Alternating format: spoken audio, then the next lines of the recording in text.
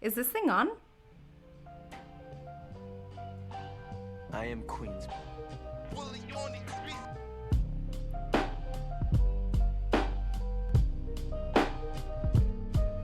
Hi, everyone. My name is Alyssa, and you are listening to the All Things Pelvic podcast, where you get to follow my life as a pelvic floor physical therapist. That may sound a little boring, but real quick, let me break it down. I bring up topics that most people find difficult to talk about, but maybe it's time we get comfortable with discussing the uncomfortable. I always strive for real talk, good vibes, and mostly all things pelvic. Join me and my guests as we discuss healthcare, culture, and real life topics. Are you ready? Because it's time to take a page out of my playbook.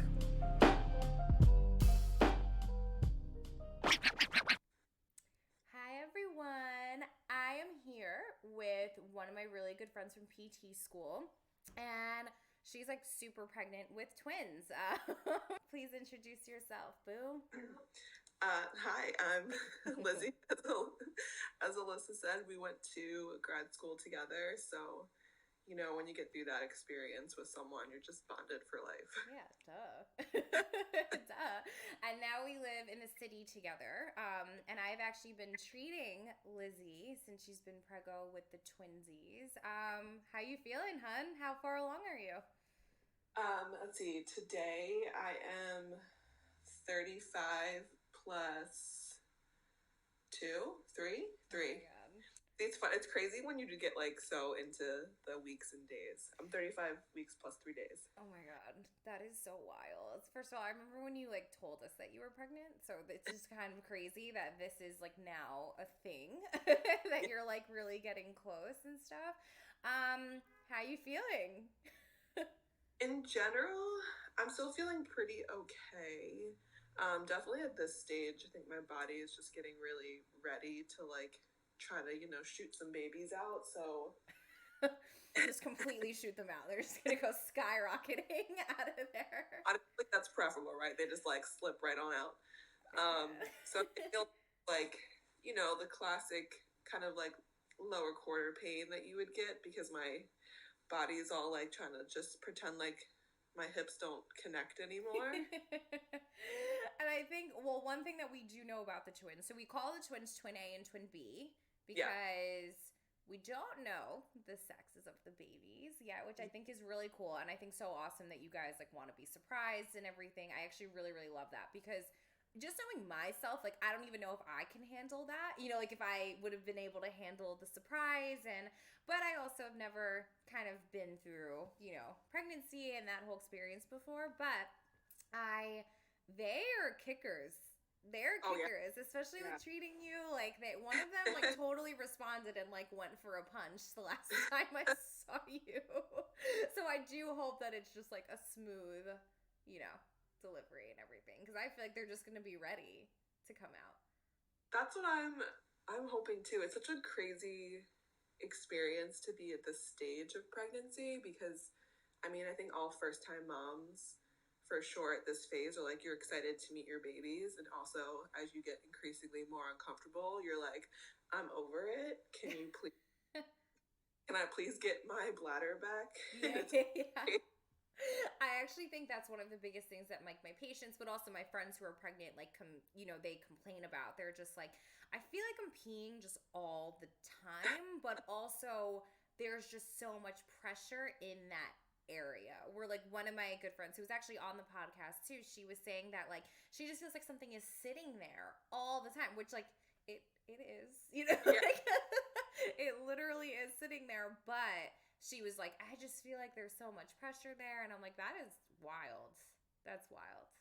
Yeah, I know we were talking about this earlier, and I was just saying how I think pregnancy is like a dailiest surprise.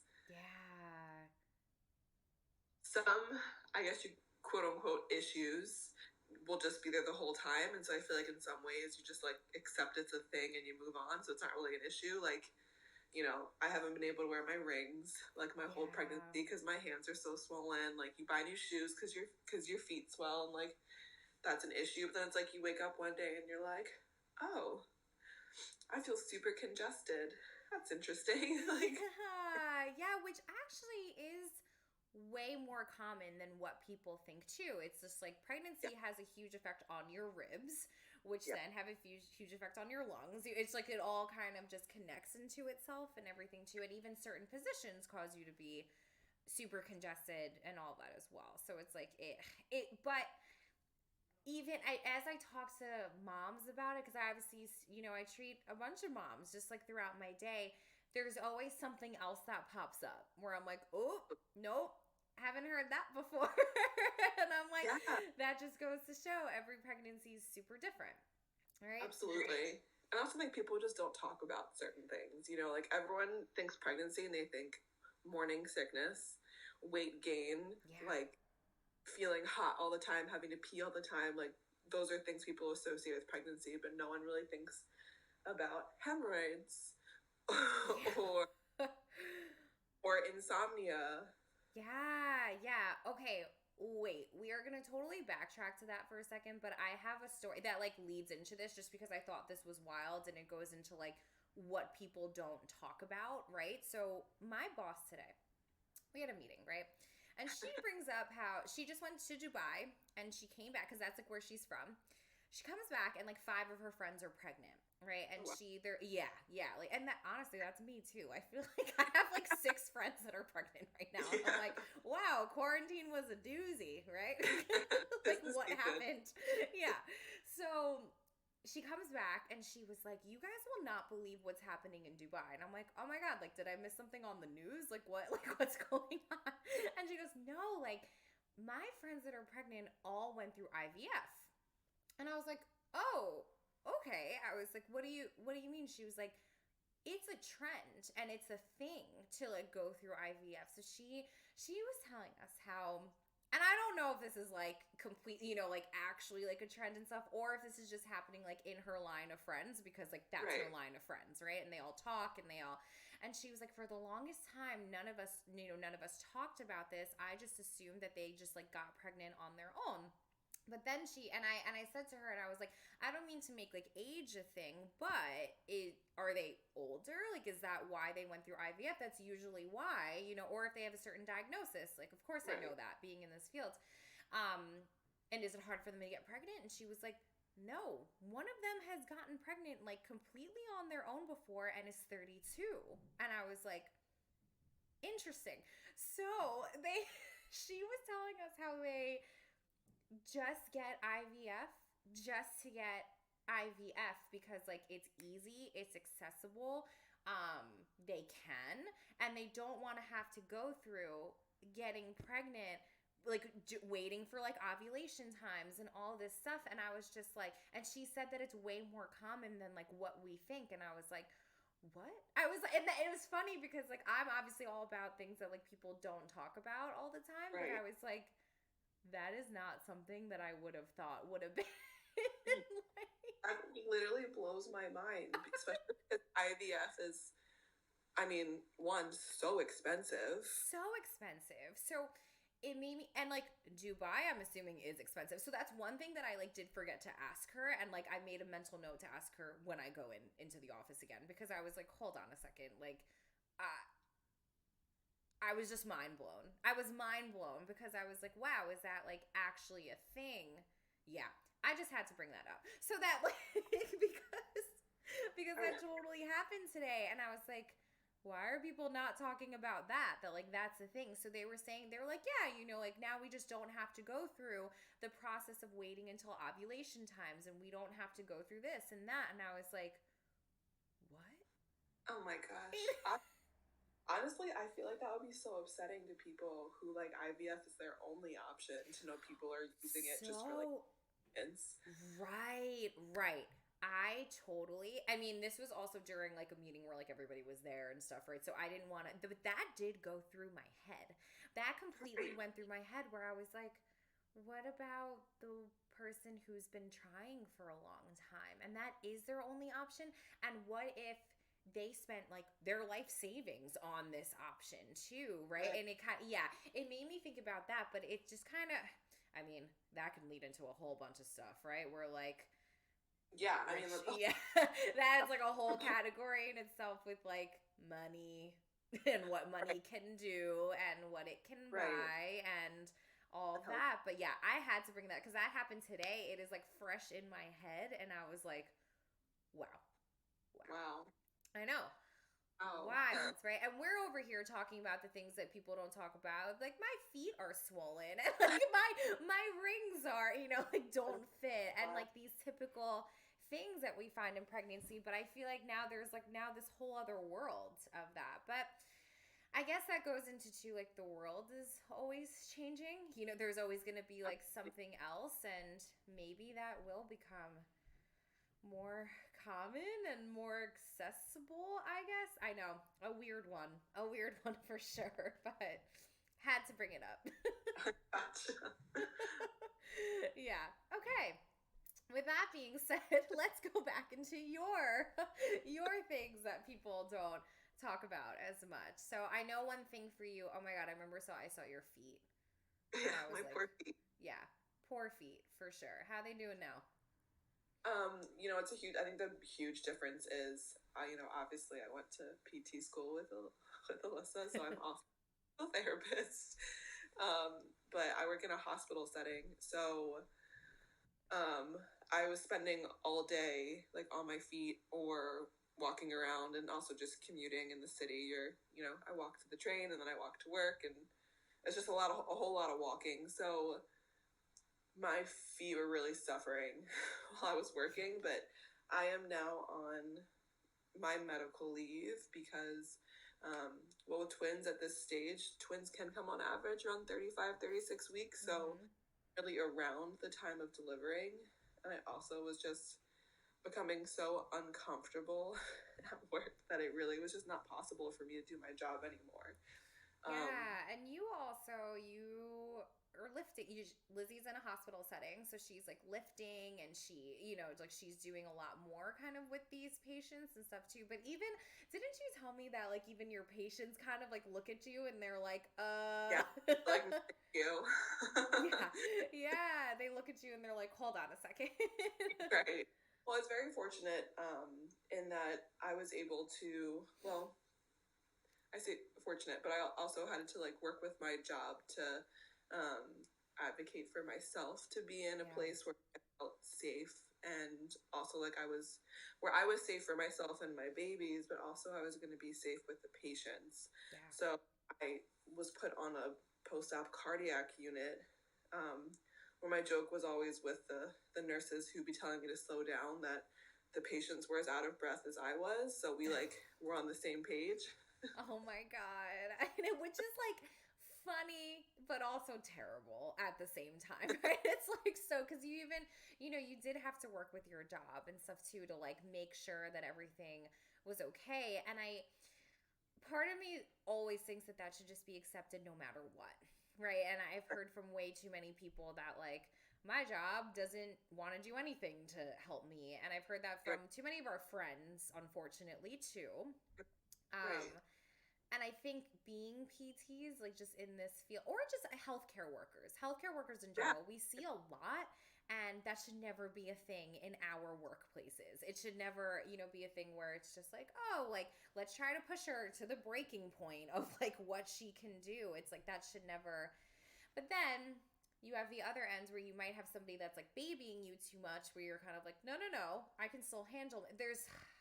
Yeah, I know definitely a hard balance, and I think it really requires you to have a very good communication with your supervisor, Yeah, as well as a very good communication and support from your medical team.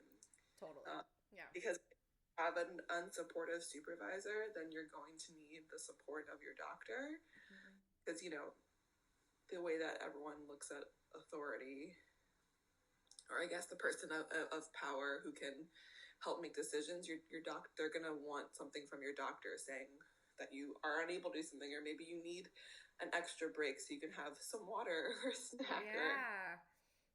breaks during the day. Because all those things are super important and can become super difficult when you're not working, a desk job Yeah. where you can say in a meeting like, hold on one second, I need to like go grab some water. You can have water when you need it, as opposed to when you're working in a hospital during a pandemic where you're trying to stay safe, take all your precautions that you can, as well as, not pass out. Right. And I was going to say, I mean, like, very important to add in the pandemic part, right? It's like, and that would have been, it would have been like this even without the pandemic, but you're right. You're right. From my friends who do work at a desk job or, something where it's not as higher level activity, they're always just like, yeah, like, of course they let me go do this or they let me go do that. But that's not the case in a lot of jobs, unfortunately, where you might not be able to do that. But one thing also that somebody actually said to me today, she was like, I'm so tired and I don't know why. And she's like in her 7th month and I'm like, yeah, I know why. Like you're, and that's another thing too. I kind of connect that to just like American culture where we feel the need to be on overdrive all the time. I'm like, what do you mean you don't know why you're tired? Like you're tired because you're baking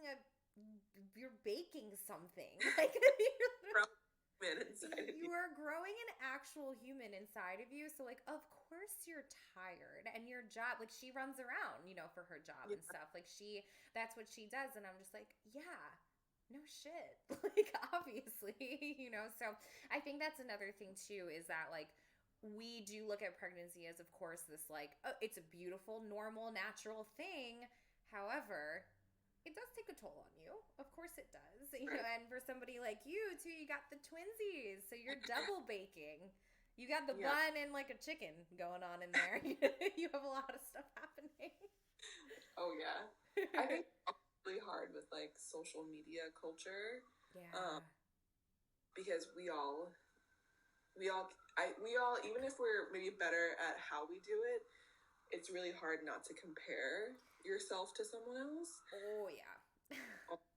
And also some women do incredible things during their pregnancies. Like throughout their entire pregnancy, you'll see they're very active. They're able to exercise. They have no trouble working. They have very minimal symptoms. And that's amazing. Yeah. So people start seeing that, then they're like, oh, why do I feel tired? Why is it so difficult for me to like walk up the stairs? I can't really exercise.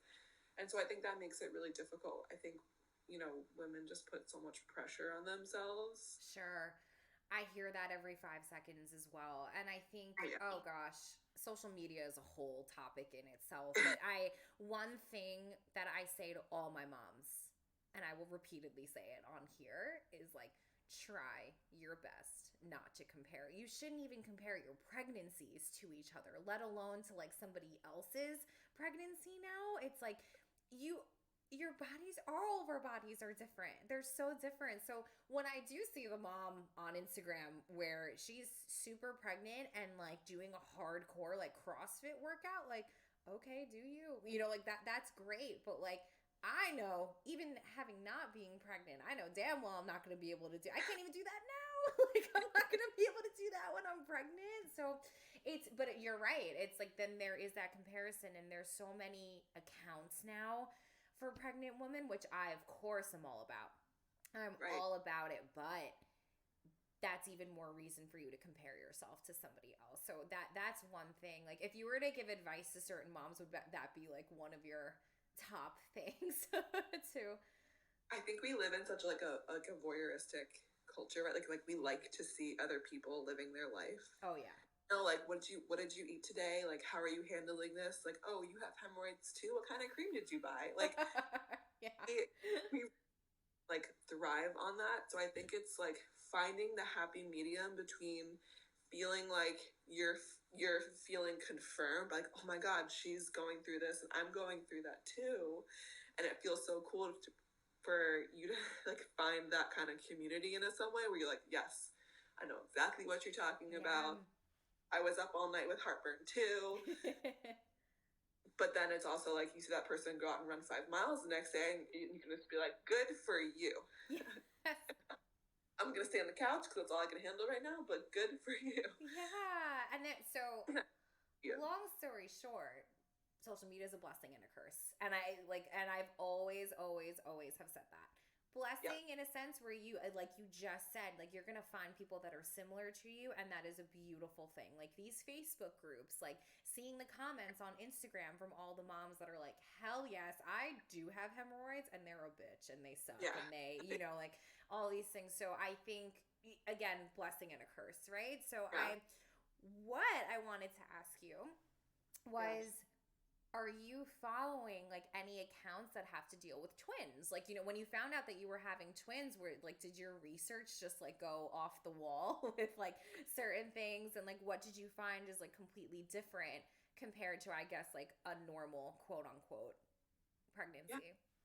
Well, definitely once like family and friends knew we were having twins, they were really helpful and supportive in connecting us with their acquaintances who have twins. Um, which, like in the beginning, it was a lot of just like, how did you find maybe your doctor? Or like talking about like registry items that you think are needed and not needed for twins, to then maybe comparing birth stories or stuff like that. Um, I totally forgot what you asked me. And that is straight pregnant brain, but Oh, also that's my brain in general too, so it's totally fine. It's fine. it's I what I asked was what I asked was, were there like certain accounts that you looked at, and you don't need to like name them off or anything, but did you find yeah. that you were like, oh my goodness, like I can't believe how much like twin things are out there, or did you think that there's like a lack of um twin things that are out there? I mean, there's definitely less. Like if you're Mm-hmm. looking for a, I guess content like social media, there definitely would be is less compared to what you could find in a singleton pregnancy. But for sure, I found I liked YouTube better than I liked, and Okay. it was definitely it was more like a conversation of talking about like, here are some things that worked, and this is when I found out, and this is my weekly.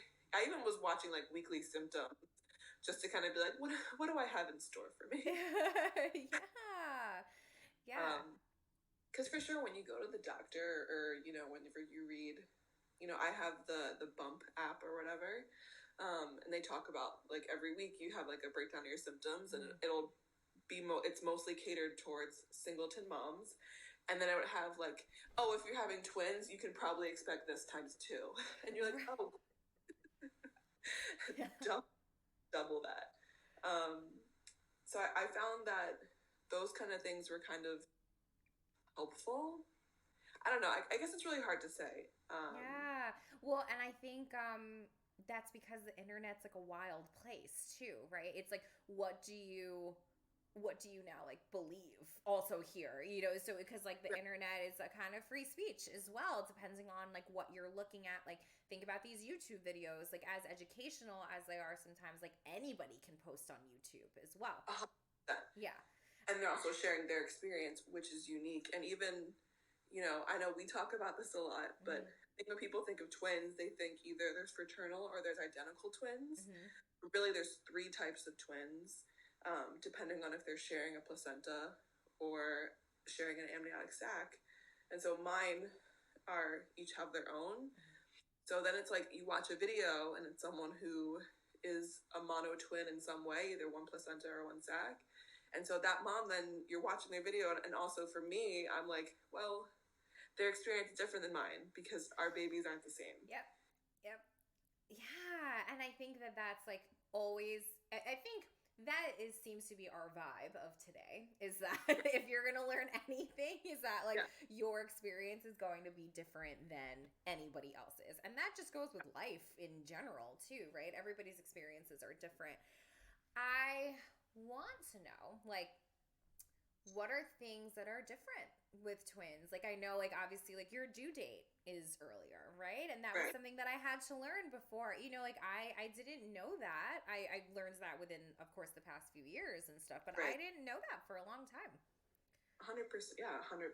So the when you go for your first ultrasound and they spring the news on you that there's actually two babies in there and not one, um, the first thing that they say to you is you're not considered a high risk pregnancy, which I think is really scary for any mom to hear, any new mom especially to hear. Yeah. So when you have twins, you're considered high risk. There's a lot more monitoring that has to go on throughout the entire pregnancy. So you have a lot more scans, which is kind of awesome because you get to see your babies pretty frequently. And definitely, I've had no other experience. That's kind of cool comparing to maybe some of my friends or my family members who have babies, because their appointments are so much less frequent. So you get to bond a little bit more with your doctors. Yeah, so you have a lot more visits. They also will start checking your cervical length very frequently, which essentially is just making sure that the weight and pressure of having two babies on your poor cervix doesn't make it want to open prematurely, which was something I was super worried about in the beginning. I don't know if I should say worried. I was concerned about, because there are a few different ways that they can treat it, but I was definitely afraid of a cerclage, where essentially they like stitch you up a little bit. Yep. Yeah. And make sure it stays closed. And then the other things are essentially in any pregnancy, especially multiples, they're concerned about you going into preterm labor. And so I want to say maybe around like 10 or 12 weeks. Also, when you have a multiple pregnancy, they highly encourage / require that you also see a maternal fetal medicine specialist. So because I technically I had the lowest risk twins because they didn't share a placenta or a sac. I only had one consultation with them, and then they like follow your scans as you go through pregnancy, but they don't really have to meet with you again. But I take a baby aspirin every day to reduce a risk of preeclampsia, which I guess is something a little bit different. Right. Right. And of course that would happen, in another pregnancy as well, but they're just like really making sure that that it doesn't happen with you, and they have to do that. Yep. Right. Yeah. Yeah. So there are a bunch of things to kind of look out for, too. And then there's also which I feel like a lot of doctors say this, but a lot of them do want you to have a C-section if you are having twins. However, you are working with doctors that are cool with natural, which I thought was so awesome, because a lot of the times you hear and at least this is just like in my experience, like with, working with moms who have had, twins and stuff, like a lot of them do automatically say like, oh, no. Like, we're going to schedule the C-section. This is what's happening. And then a mom that I might be working with is like, wait, but like, can't I try? So talk to us about that, like how did that kind of journey go? Yeah.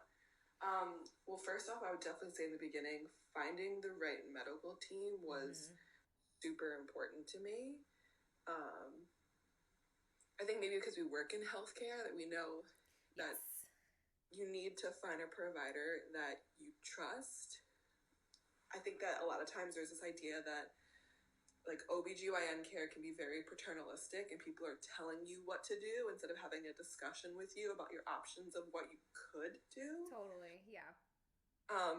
And sometimes I think you end up finding a doctor, like the first doctor I went to, I found to be very condescending and not very warm.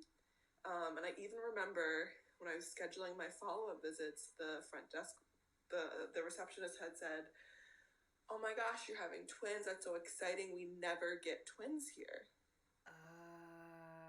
Like, cool. I don't want to be the specimen here. Right. Oh, man. Which is, she was obviously saying it in like a good way, but that is not how it came across to you. And to especially I don't care if you're like a second time mom, third time mom, whatever it is, like to you, like being a first time mom, that was probably like, Yeah. what just Like, happened. oh, okay. I'm not going to be the first or second. So, Yeah, and you had already had like not the best experience with that certain doctor, so that was probably like the icing on the cake that was like, oh, nope. yes, exactly. Hmm. So I ended up finding my practice so I kind of did it a little bit reversed. So because twins arrive early, typically, there's a higher likelihood that they have to spend some time in the NICU. Hmm. So what I first did was research NICUs in the city and make sure that they had at least a level 4 NICU, um, which kind of limited the hospitals that I would want to deliver with because I decided to do a hospital birth. And so then I kind of worked backwards to see what providers within my insurance worked with this place. And I ended up finding a practice that had a blend of hospital based and private practice. Hmm. And it just so happened, like, even when I was reading through their information, that they had a very low C section rate. Multiples were their bread and butter. Um, and they even actually, the practice has a podcast. So I got to listen to the doctors talk about their experiences and talk about their passions. And Love that, obviously. I was like, okay, this is a place that these are people that I can trust Totally. to support me in the decision that I would like to go for a vaginal delivery if possible. But Yeah. I And would it's under cool. Yeah, I'm sorry, honey. I didn't mean to cut you off. I just remember when you told me that. I remember that and I was more so in awe. I was like, I think that that is so cool. The fact that they're experiencing it, that's always great. Like of yeah, course that's great, and of course that takes time to get experience is something. But also like the fact that they're taking the time out to do a podcast for it, I just think that like that means that they care. Obviously, granted, not saying every healthcare professional like needs to do that, but like good for them, good for them for taking the time out to do that. I really do think it means that they care, and I think that's dope. I think that's so cool. yeah. Yeah.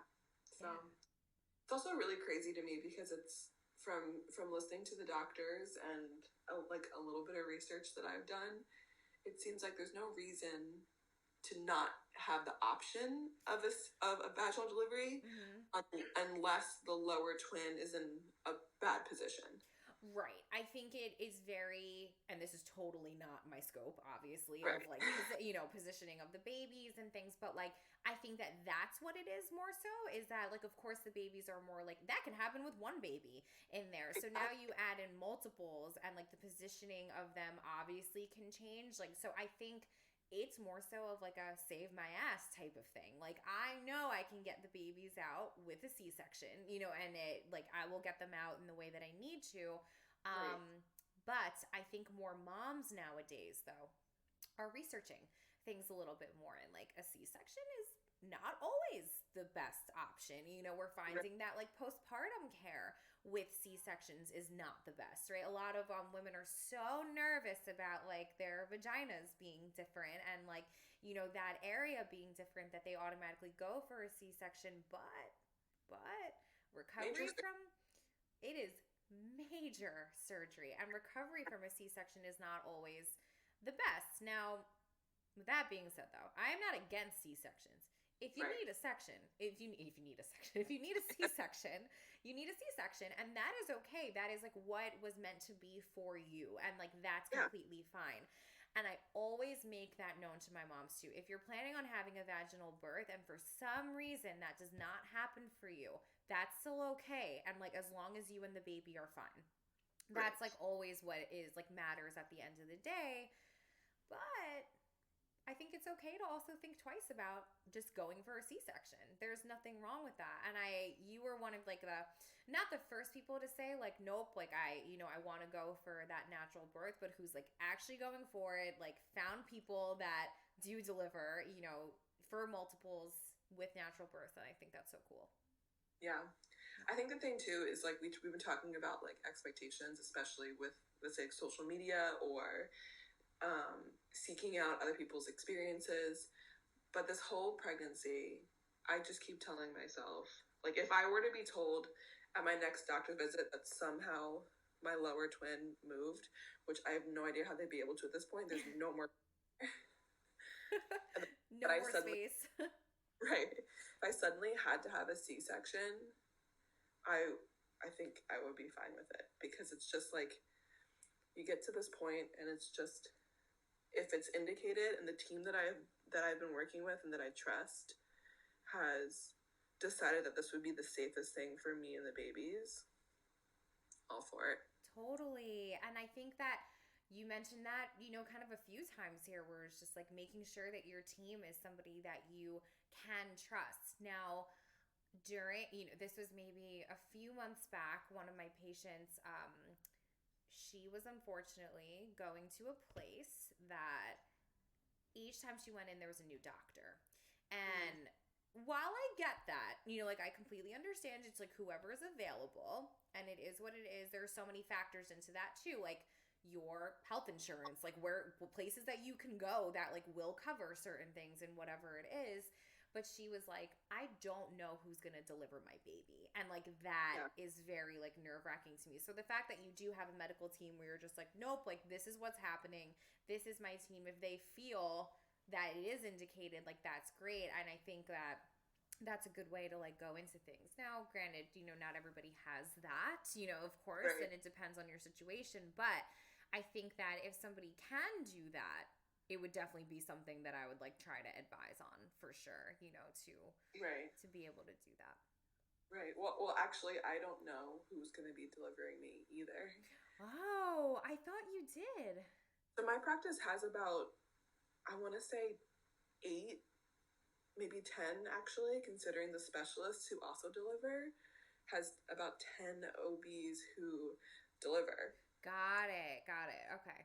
Also, because I've had such frequent visits, I've been able to see multiple doctors multiple times. Sure. Because I, I mean, I think everyone could be different, but I really didn't want the first time I met one of them to be when they walked in, like, all right, let's meet your babies. And I'm Right. like, "Ew." So it's, but I totally see your point of view. Because it would be 100% more comforting to be like, all right, Alyssa is my doctor, Yeah. and it's Tuesday, she's the one delivering my baby. But I don't know. For me personally, I think there's so many things that can get so overwhelming. I just keep thinking that whatever is going to happen and whoever it's going to be, like you said, it's going to be the right way that it was supposed to happen. 1000%.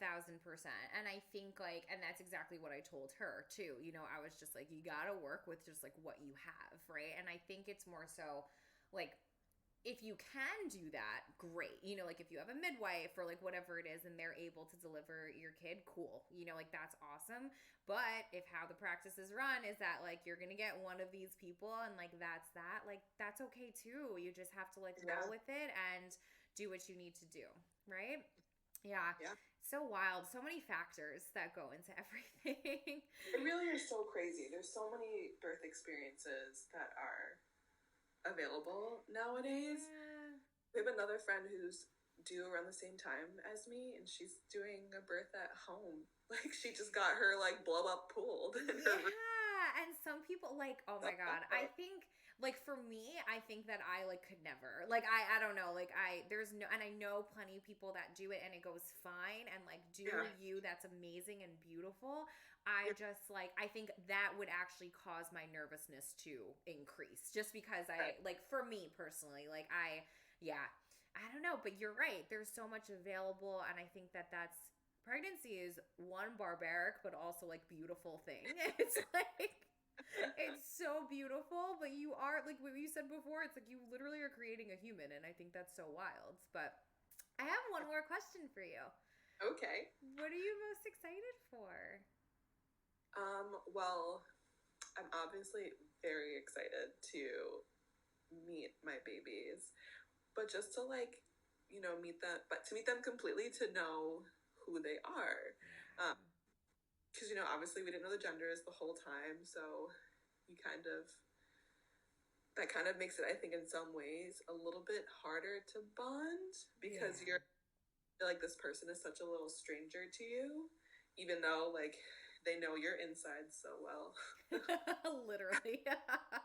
Literally. And I also just feel like your children are gonna just be like wild, but in a great way. Like they're gonna be funny. They're gonna take after their mom and dad. 100%. So I'm definitely the most excited just to be able to like finally hold them. And of course I'm really excited to see Mike as a dad. And I almost got a tear from him at our wedding, like almost got a little tear. But so I think if I saw Mike cry, I would start bawling. Like I don't even know what I would do. Like if I saw, I absolutely don't know what I would do if I saw Mike cry. Like I feel like I'm gonna be like pushing out the first baby, and they're gonna be giving it to me. I'm just gonna be looking at him. I'm not even gonna be looking at the baby. I'm just gonna be like, do you feel anything yet? Yeah, our wedding didn't do it for you, but hopefully our children do. Yeah, no, and I think that's like really beautiful, and I think that's honestly what a lot of people say. They're just like, I'm just ready to see what this little person is going to be like, and it's true. I felt that way about my nieces, right? Yeah. I felt that way about my nieces. Like I can't even imagine what that's gonna feel like as a mom one day for me, to like meet the little person. And I think it's so cool, and you're doing so well, and you're due soon. It's so crazy. Like people keep saying that's like, oh, you're doing so well. Like I'm surviving, but I'm not. Like this process is somehow just happening on its own, and I'm just like walking around eating snacks. And I think that's like a perfect real way of putting it. Like, nope, I'm just surviving, and I look the way I look, I feel the way I feel, and that's about it. Like, that's about it. That's what's happening here. But thank you for answering all my questions, Lizzy Rollo. I appreciate it. And I think that everything that you kind of said about pregnancy, first of all, is just like real. You know what I mean? Like it's just, no fluff on here. I don't do fluff, no. But yeah, but I appreciate it. And I think like one thing that we just kept on saying is that like each person is different, right? So if like you guys are going to take anything out of this, just know that like every pregnancy is different. So even everything that like Lizzy spoke about, like things might be super different for you, and that's okay. Like that's completely okay. And I think that's what we have to vibe with like life. You feel me? I feel that. I feel it. Thanks for being on, boo. Got it. Thank you guys so much for listening to the All Things Pelvic Pod. Have questions, concerns, comments? Want to share your story? Remember to follow me on Instagram at _pelvic floor playbook. DM me, share my stuff, like it, and let me know what you think.